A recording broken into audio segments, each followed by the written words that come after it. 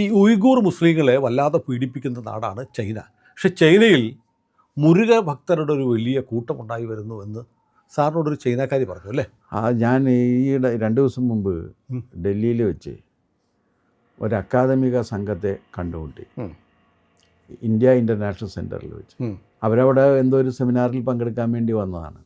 അവിടെ കാഷ്വലായിട്ട് സംസാരിച്ച് ലോബിയിലിരുന്ന് സംസാരിച്ച് പരിചയപ്പെട്ട് സംസാരിച്ച് വന്നപ്പോഴാണ് അവർ ചൈനക്കാരിയാണ്.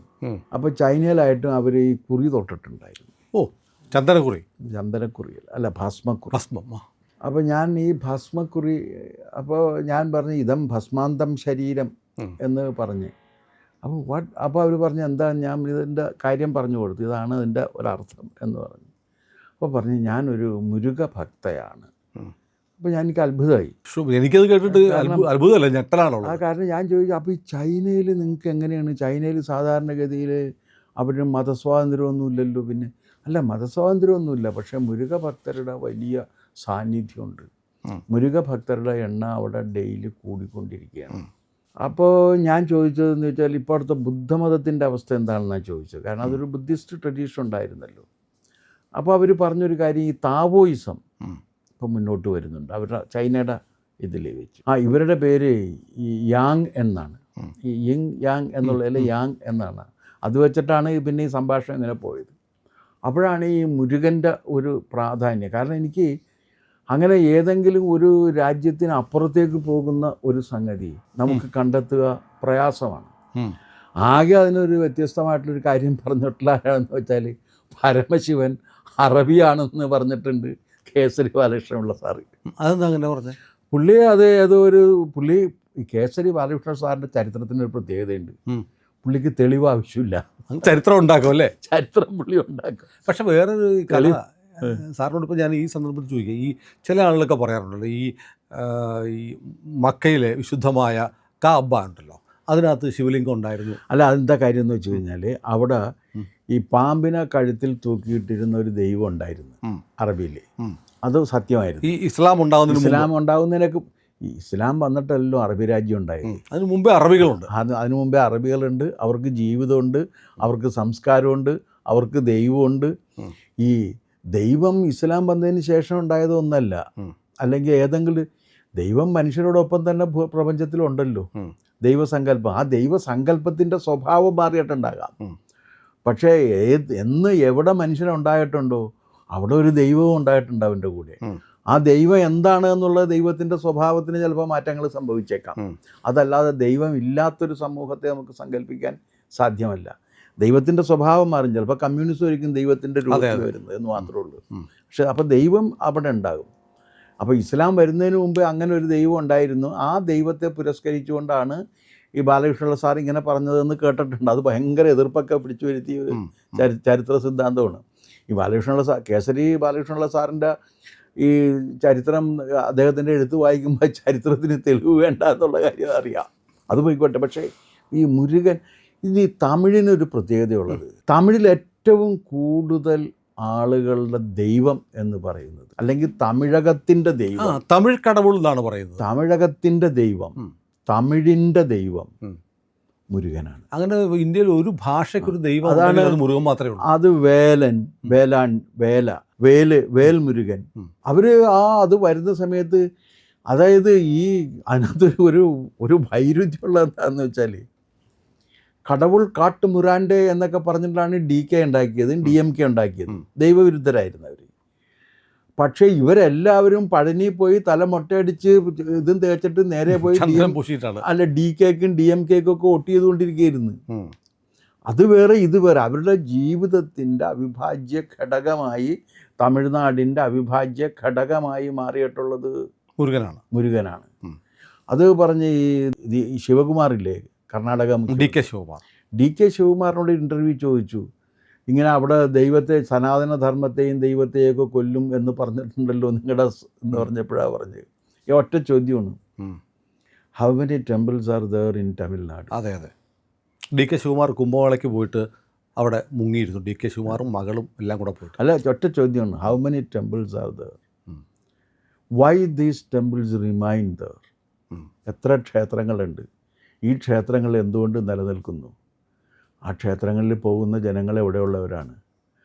അവരിൽ നിന്ന് ഇന്ത്യയിൽ അങ്ങനെ ദൈവത്തെ മാറ്റി നിർത്തിയിട്ടൊന്നും ചെയ്യാൻ പറ്റില്ല എന്ന് പറഞ്ഞതുപോലെ തമിഴ്നാട്ടിൽ മുരുകനെ മാറ്റി നിർത്തിയിട്ട് യാതൊന്നും ചെയ്യാൻ കഴിയില്ല. ഇപ്പം രാജ്യം ഭരിച്ചുകൊണ്ടിരിക്കുന്ന തമിഴകം ഭരിച്ചുകൊണ്ടിരിക്കുന്ന ജോസഫ് വിജയും മുരുക വേഷങ്ങളിൽ വന്നിട്ടാണ് ചെയ്തിട്ടുള്ളത്. അതെ അതെ അതെ. ഭസ്മക്കുറിയൊക്കെ തൊട്ട് വേലും പിടിച്ച് ഇയാൾ നീതി നടപ്പാക്കാൻ വേണ്ടി മുരുകൻ്റെ വേലും പിടിച്ച് വന്നിട്ടാണ് ഇതെല്ലാം ചെയ്തിട്ടുള്ളത്. അത്രയേറെ തമിഴകത്ത് ഇങ്ങനെ വേരിറങ്ങിയിട്ടുള്ളൊരു ദൈവമാണ് മുരുകൻ. മുരുകന് മറ്റ് സംസ്ഥാനങ്ങളിലും അല്ല മറ്റ് രാജ്യങ്ങളിലും മലേഷ്യ മുരുകന് സാന്നിധ്യമുണ്ട്. അപ്പോൾ എനിക്ക് തോന്നുന്നു ഒരു ലോക മുരുക സമ്മേളനം വിളിക്കുകയാണെന്നുണ്ടെങ്കിൽ വേറെ ഏതെങ്കിലും ആഫ്രിക്കയിലെ ഒരു രാജ്യത്ത് മുരുകനിൽ വിശ്വസിക്കുന്നവരുണ്ട്. ഇറാഖിലെ നമ്മൾ കേട്ടിട്ടില്ലേ യസീദികളുടെ ക്ഷേത്രത്തിൽ വരച്ചു വെച്ചിരിക്കുന്നത് നിലവിളക്ക് കൊളുത്തുന്ന ഇന്ത്യൻ വേഷം ധരിച്ച സ്ത്രീയും മയിലിൻ്റെ പുറത്തിരിക്കുന്ന ഒരു ദൈവമാണ്. അതുകൊണ്ടാണ് അവരെ പിശാചിനെ ആരാധിക്കുന്നു പറഞ്ഞ് ഈ IS തീവ്രവാദികൾ കൊന്നുകൊണ്ടിരിക്കുന്നത്. അതെ, അവർക്ക് പ്രാർത്താണ്. കാണാത്ത ദൈവത്തെ വേണം. അതെ, എന്താ കാണാത്തത്, കേൾക്കാത്തത്, രുചിക്കാത്തത്, മണക്കാത്തത്, സ്പർശിക്കാൻ കഴിയാത്ത, വാക്ക് കൊണ്ട് ഒന്നും ചെയ്യാൻ കഴിയാത്ത ദൈവത്തെ വേണമെന്ന് പറഞ്ഞാൽ എന്തു ചെയ്യും? അപ്പോൾ ചോദിക്കുക, ബ്രഹ്മം അതല്ല, അത് ഇവർക്ക് അറിയാഞ്ഞിട്ടാണ്, അവരിഞ്ഞത് പഠിപ്പിച്ചു കൊടുക്കുക എന്ന് പറഞ്ഞാൽ ഇത് പയ്യാഞ്ഞിട്ടാണ് അത് ചെയ്യാത്തത്. അല്ല, നമ്മൾ ഈ കേരളത്തിൽ നിന്ന് പറയുമ്പോൾ കേരളത്തിലും മുരുക ഭക്തർ ഒരുപാടുണ്ട്. നമ്മുടെ ആചാര്യന്മാരായ നാരായണ ഗുരുദേവനും ചട്ടമ്പിസ്വാമികളും അല്ല, അത് മുരുകൻ്റെ ഭക്തരായിരുന്നു. നിങ്ങളത് മാത്രമല്ല, ഈ തീരദേശങ്ങളിൽ ഏറ്റവും കൂടുതൽ ക്ഷേത്രമുള്ളത് ആർക്കാണ്? മുരുകനല്ലേ? അല്ല, ഗുരുദേവൻ ഏറ്റവും കൂടുതൽ പ്രതിഷ്ഠിച്ചിട്ടുള്ളത് ഗുരുദേവ ക്ഷേത്രം മുരുകനാണ്. അതെന്തായിരിക്കും സാർ അങ്ങനെ? അത് കാരണം നമ്മുടെ ദൈവമായിരുന്നു മുരുകൻ. അത് തമിഴൻ്റെ അല്ലേ? നമുക്കും തമിഴുമായിട്ടൊക്കെ ബന്ധമുണ്ടല്ലോ സാർ, അടുത്തടുത്ത പ്രദേശങ്ങളല്ലേ. ശ്രീനാരായണ ഗുരുദേവൻ്റെ കൃതികളിൽ ഈ സംസ്കൃതത്തോടൊപ്പം അനായാസമായിട്ട് തമിഴ് വരുന്നുണ്ട്. ഇപ്പോൾ ഒരു ദൈവദശകത്തിൽ തന്നെ നാവികന്നി ഭവാബ്ദിക്ക് ആവി വൻ തോണി. അവിടെ ഈ ആവി എന്ന് പറഞ്ഞാൽ ജീവൻ എന്നാണ് അർത്ഥം. അതിന് ഒരു ആവി പോയി, അവൻ്റെ ആവി അനക്കമില്ല. അതെ, അവന് ആവി പോയി. അതിനെ ഒരു പണ്ഡിതൻ എഴുതി വച്ചേക്കുന്നത്, പണ്ഡിതന്മാരാണല്ലോ വ്യാഖ്യാതാക്കൾ, പണ്ഡിതൻ എഴുതി വച്ചിരിക്കുന്നത് ശ്രീനാരായണ ഗുരുദേവൻ ഒരു കവി എന്ന നിലക്ക് ആധുനികമായ ഈ ഇമേജറികൾ ഉപയോഗിച്ച് ആവിക്കപ്പലിനെ വരെ അദ്ദേഹം ഉപയോഗിച്ചു. എൻ്റെ ദൈവമേ, ഒന്ന് ആലോചിച്ചു നോക്ക്. ഞാൻ പേര് പറയാത്ത അദ്ദേഹം ജീവിച്ചിരിക്കാത്തതുകൊണ്ടാണ്. എനിക്ക് വളരെ അടുപ്പമുണ്ടായിരുന്ന ഒരാളാണ്. ഞാനപ്പോൾ ചോദിച്ചു, എന്നാൽ അദ്ദേഹം ശ്രീനാരായണ ഗുരുവിൻ്റെ മുഴുവൻ കൃതികളും വ്യാഖ്യാനിച്ചൊക്കെ എഴുതിയിട്ടുണ്ട്. അതൊക്കെ വലിയ സംഭാവനയാണ് അദ്ദേഹം നടത്തിയേക്കണത്. അപ്പം ഞാൻ ചോദിച്ചു, ഇത് എന്തിനാണ് മാഷെ ഇങ്ങനെ എഴുതിയേക്കണത്, എന്താണ് ഇതിൻ്റെ സംഭവം? അത് അങ്ങനെയല്ല, ജീവൻ്റെ തോണി എന്നല്ലേ അർത്ഥം എന്ന് ചോദിച്ചു. ഓ, അങ്ങനെയുണ്ടോ? ഞാൻ പറഞ്ഞാൽ അങ്ങനെ ശരിയാകുള്ളൂ എന്ന് പറഞ്ഞു. അപ്പോൾ അവിടെ ഈ ആവി എന്നുള്ള കാര്യം അദ്ദേഹം ഉപയോഗിച്ചിട്ടുണ്ട്. ആവി അനക്കമില്ല. പിന്നെ വേറൊരു കാര്യമുണ്ട്, എഴുത്തച്ഛൻ ഉപയോഗിച്ചിട്ടുണ്ട്. എഴുത്തച്ഛൻ ഈ രാമനെ രണ്ടിലും പ്രശംസിച്ചിട്ടുണ്ട്. കോസലേന്ദ്രസ്യ രാമസ്യ ദൂതസ്യ എന്ന് പറഞ്ഞതിന് ഹനുമാൻ പറയുന്നതാണ്. കോസലേന്ദ്രനായ രാമൻ്റെ ദൂതനാണ് ഞാനെന്ന് പറഞ്ഞിട്ട് അടുത്ത 2 വരി കഴിയുമ്പോൾ പുകൾ പെരിയ പുരുഷമണി രാമൻ തിരുവടി. തമിഴാണ്. അപ്പോൾ ഏതോ ഒരു കാലത്ത് തമിഴും നമ്മുടെ സംസ്കാരവും ഒക്കെ തമ്മിൽ വളരെ അടുത്ത ബന്ധമുണ്ടായിരുന്നു എന്ന് മാത്രവുമല്ല, കേരളത്തിൽ നിന്ന് ആളുകൾ ശബരിമലക്ക് പോയിരുന്നത് പോലെ തന്നെയാണ് വ്രതം നോക്കി മാലയിട്ട് വീട് തെണ്ടി പോയിരുന്നത്. ഏത്? പഴനിക്ക് പോയിരുന്നത്. 2 സ്ഥലത്തേക്കും ആളുകൾ പോകുന്നത്. അത് ഈ പോയിരുന്നത് മുഴുവനും പ്രമാണിമാരല്ല. അങ്ങനെ പോയിരുന്നവർ മുഴുവനും സാധാരണക്കാരാണ്, പ്രമാണിമാരല്ല പോയിരുന്നത് മുഴുവനും സാധാരണക്കാരാണ്. സാധാരണക്കാരൻ മാല ഇട്ടിട്ടാണ് പോകുന്നത്. മാലയിട്ട് ഇത് ചെയ്ത് കാവടി എടുത്ത് 100 വീട് തെണ്ടി അവിടെ നിന്ന് കിട്ടുന്നതും മേടിച്ചിട്ട് ഇത് ഇങ്ങനെ പോയി അവിടെ പോകുന്നൊരു സംസ്കാരമുണ്ട്. അപ്പം അതുകൊണ്ട് അതല്ലേ ഈ ഷൺമുഖക്ഷേത്രങ്ങൾ എത്രയാണുള്ളത്, മുരുകക്ഷേത്രങ്ങൾ എത്രയാണുള്ളത്. അയ്യപ്പ ക്ഷേത്രം ഉണ്ടെങ്കിൽ അവിടെ ഒരു മുരുകക്ഷേത്രം ഉണ്ടാകും, അല്ലെങ്കിൽ ഒരു കൃഷ്ണക്ഷേത്രം ഉണ്ടെങ്കിൽ ഒരു മുരുകക്ഷേത്രം ഉണ്ടാകും. അപ്പോൾ അങ്ങനെ ഈ മുരുക ഭക്തരുടെ ഒരു വലിയ സാന്നിധ്യം ഇവിടെ കാണാൻ കഴിയും.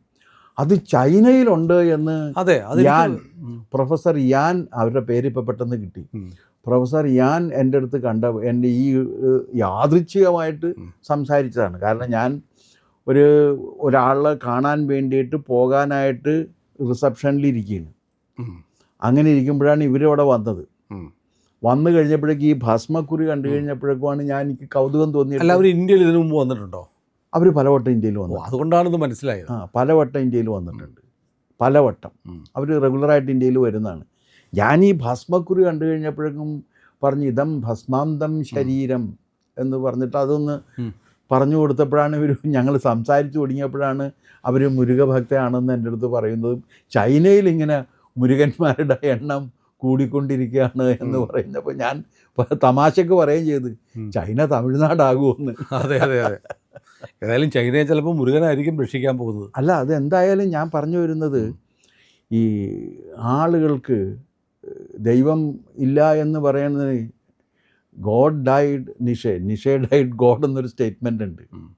നിഷേ പറഞ്ഞ് ദൈവം മരിച്ചെന്ന്, ദൈവം പറഞ്ഞ് നിഷേ മരിച്ചെന്ന്. നിഷേ മരിച്ചു എന്നുള്ളതാണ് ശരി. ദൈവം എപ്പോഴും ബാക്കിയുണ്ട്. ദൈവം എപ്പോഴും ബാക്കിയുണ്ട്. ഏതായാലും ഒരു വിചിത്രമായ കൗതുകരമായ സന്തോഷം നൽകുന്ന അറിവാണ് ചൈനയിലും കമ്മ്യൂണിസ്റ്റ് ചൈനയിലും വേലായുധൻ ഇങ്ങനെ മനസ്സുകളിൽ നൃത്തമാടുന്നു എന്നുള്ളത് സന്തോഷകരമായ വാർത്തയാണ്. പ്രിയപ്പെട്ട പ്രേക്ഷകരെ, ഞങ്ങൾ ഇന്ത്യ ലൈവ് പതിപോലെ നമ്മൾ പറയുകയാണ്, മാധ്യമങ്ങളിൽ വരാത്ത, മറ്റു മാധ്യമങ്ങൾ പറയാത്ത വാർത്തകളാണ് നിങ്ങളുടെ മുന്നിലേക്ക് കൊണ്ടുവരുന്നത്. ഇത് പറയാൻ ഞങ്ങൾക്ക് പ്രേരണയും ശക്തിയും നിങ്ങളാണ്. നിങ്ങൾ ഞങ്ങളുടെ കൂടെ ഉണ്ടാവണം. ഞങ്ങളുടെ ചാനൽ സബ്സ്ക്രൈബ് ചെയ്യണം. നമുക്കൊരു ചാനൽ കൂടിയുണ്ട്, C4N, C4N മലയാളം. നമ്മൾ ഈ തെരഞ്ഞെടുപ്പൊക്കെ ആയതുകൊണ്ട് കൂടുതൽ വാർത്തകൾ നമ്മുടെ ഈ പ്ലാറ്റ്ഫോമിൽ തന്നെ കൊടുക്കാൻ കഴിയാത്തതുകൊണ്ടാണ് C4Nൽ പുതിയ വാർത്തകൾ കൊടുക്കുന്നത്. അപ്പോൾ ആ ചാനലും കൂടി ഒന്ന് സബ്സ്ക്രൈബ് ചെയ്യണം. ഇന്ത്യ ലൈവ് ഉറപ്പായിട്ടും ചെയ്യണം. C4N കൂടെ, C4N, C എന്ന് പറഞ്ഞാൽ ക്രെഡിബിൾ, ഫോർ എൻ നേഷൻ, രാജ്യം. നമ്മുടെ രാജ്യത്തിന് വേണ്ടിയാണ്. രാജ്യം വിട്ട് ഒരു കാര്യവും ഇന്ത്യ ലൈവിനില്ല. അതുകൊണ്ട് ഞങ്ങളുടെ കൂടെ ഉണ്ടാവണം എന്നുകൂടി അഭ്യർത്ഥിക്കുന്നു.